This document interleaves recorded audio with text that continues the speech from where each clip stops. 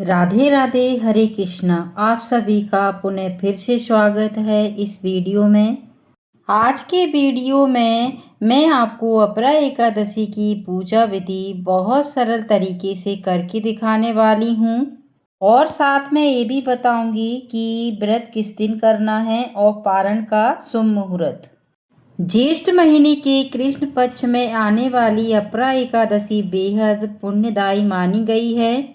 धार्मिक मान्यताओं के अनुसार इस दिन किया गया व्रत जीवन के पापों और दुखों को दूर करने वाला माना जाता है।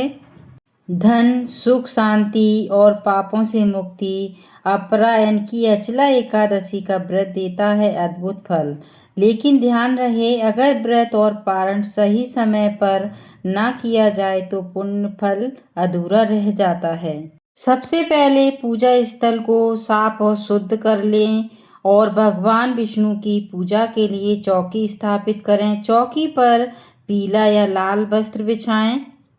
सबसे पहले फूलों का आसन देकर गणेश भगवान को स्थापित करें। फिर फूलों का आसन देकर भगवान विष्णु और माता लक्ष्मी की प्रतिमा या तस्वीर स्थापित करें। साथ ही साथ फूलों का आसन देकर गौ माता को भी स्थापित करें।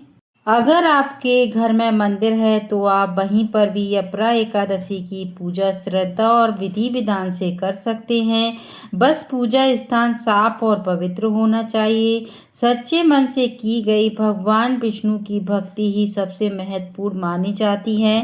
भक्ति सच्ची हो तो भगवान विष्णु हर स्थान पर कृपा बरसाते हैं। अब भगवान विष्णु के समक्ष घी का दीपक और धूप बत्ती प्रज्वलित कर लेंगे। मान्यता है कि दीपक की ज्योति घर से नकारात्मकता दूर कर सुख और सकारात्मक ऊर्जा लाती है, जबकि धूप की सुगंध वातावरण को पवित्र बनाती है। इसके बाद श्रद्धा भाव से भगवान विष्णु का ध्यान करें। अब भगवान गणेश, भगवान विष्णु, माता लक्ष्मी और गौ माता पर स्नान का भाव से पवित्र जल के छींटे अर्पित करेंगे। माना जाता है ऐसा करने से पूजा शुद्ध और मंगलमय बनती है। अब भगवान गणेश, भगवान विष्णु, माता लक्ष्मी और गौ माता को श्रद्धा भाव से वस्त्र के रूप में कलावा अर्पित करेंगे। तो देखिए, कलावा मंगल, रक्षा और शुभता का प्रतीक माना जाता है। मान्यता है कि इसे अर्पित करने से भगवान की कृपा और सकारात्मक ऊर्जा प्राप्त होती है। अब भगवान गणेश, भगवान विष्णु, माता लक्ष्मी और गौ माता को श्रद्धा भाव से तिलक करेंगे। पीला रंग शुभता, ज्ञान, भगवान विष्णु की कृपा का प्रतीक माना जाता है। इसी कारण पूजा में पीले वस्त्र, पीले फूल और हल्दी का, पीले रंग के चंदन का प्रयोग शुभ माना जाता है। तो गणेश भगवान को रोली से तिलक करेंगे, विष्णु भगवान को हल्दी और पीले चंदन से तिलक करेंगे, माता पार्वती को हल्दी और रोली से तिलक करेंगे। साथ ही साथ गौ माता को भी तिलक करेंगे और साथ ही साथ हमें दीप का पूजन भी कर लेना है। तो देखिए, दीप को भी तिलक करेंगे। अब सभी पर तिल अर्पित करेंगे। तिल को श्रद्धा भाव से भगवान विष्णु को अर्पित करना अत्यंत शुभ माना जाता है। मान्यता है कि तिल अर्पित करने से पापों का क्षय होता है और व्रत का फल बढ़ता है। ध्यान रखें कि एकादशी के दिन चावल का प्रयोग वर्जित माना गया है, इसलिए पूजा और भोग में चावल से बचना चाहिए। इसके स्थान पर फल, मखाना या सात्विक चीज़ों का उपयोग करना बहुत शुभ माना जाता है। इसके बाद भगवान गणेश, भगवान विष्णु, माता लक्ष्मी और गौ माता को साथ ही साथ दीप को श्रद्धा भाव से पुष्प अर्पित करेंगे।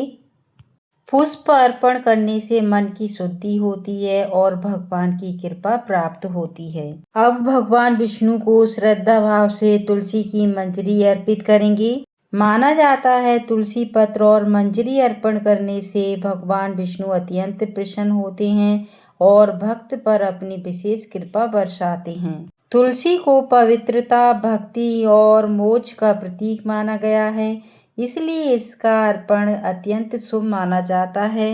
साथ ही साथ सभी को इत्र की सेवा देंगे। गणेश भगवान को हमें अलग से भोग लगाना है।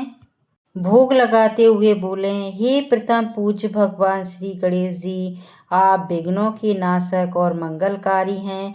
मैं यह भोग श्रद्धा और भक्ति के साथ आपके श्री चरणों में अर्पित करती हूँ। हे प्रभु श्री हरि विष्णु जी, आप इस सृष्टि के पालनहार हैं। माता लक्ष्मी जी, आप सुख समृद्धि और वैभव की देवी हैं। इस भोग को मैं आपके श्री चरणों में अर्पित करती हूँ। कृपा करें कि मेरे जीवन में धर्म, शांति और सत्य का मार्ग सदैव बना रहे और कभी भी दरिद्रता का वास न हो। इसके बाद यथासंभव दक्षिणा अर्पित करेंगे। दक्षिणा अर्पित करते समय बोलें, हे प्रभु, यह धन मेरा नहीं, आपकी ही कृपा का अंश है। इसे स्वीकार करें और इसे पुण्य कार्यों में लगाने योग्य बनाएं। तो देखिए, सच्ची भक्ति दिखावे में नहीं बल्कि सच्चे मन और सेवा भाव में होती है। ईश्वर को सबसे प्रिय चीज है शुद्ध हृदय और सच्ची नीयत। इसके बाद सीधे हाथ में थोड़ा सा तिल लेकर एकादशी की व्रत कथा पढ़ेंगे या सुनेंगे।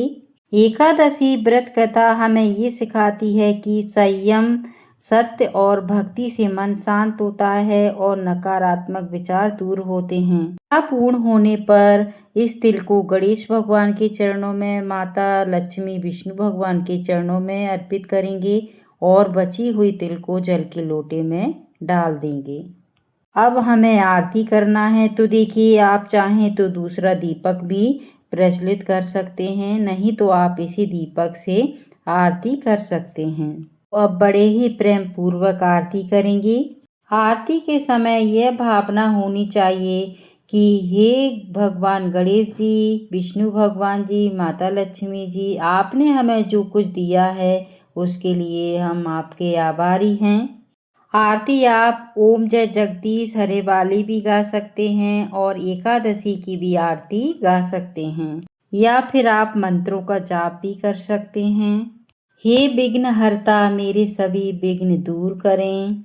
हे पालनहार, मेरे जीवन में धर्म और शांति बनाए रखें। हे माता लक्ष्मी, घर में सुख समृद्धि और शांति बनाए रखें। इस तरह के मंत्र आप बोल सकते हैं। आरती करने के बाद सभी को आरती देंगे। आरती करने के बाद बोलें, हमारी यह छोटी सी आरती और भक्ति स्वीकार करने के लिए आपका कोटि कोटि धन्यवाद। अब थोड़ा सा हाथ में जल लेकर चौकी के चारों तरफ बार देंगे। अब पूजा में रही कमियों की क्षमा याचना करेंगे। हे प्रभु, अगर इस पूजा में हमसे कोई त्रुटि हुई हो तो हमें क्षमा करें। जान लेते हैं अपरा एकादशी का व्रत कब करना है और पारण का शुभ मुहूर्त। तो देखिए, अपरा एकादशी का व्रत 13 मई बुधवार को रखा जाएगा और व्रत का पारण 14 मई गुरुवार को किया जाएगा। आशा करती हूँ आपको ये वीडियो पसंद आई होगी। वीडियो पसंद आई हो तो लाइक और कमेंट जरूर करें। चैनल को सब्सक्राइब करें। जय श्री हरि।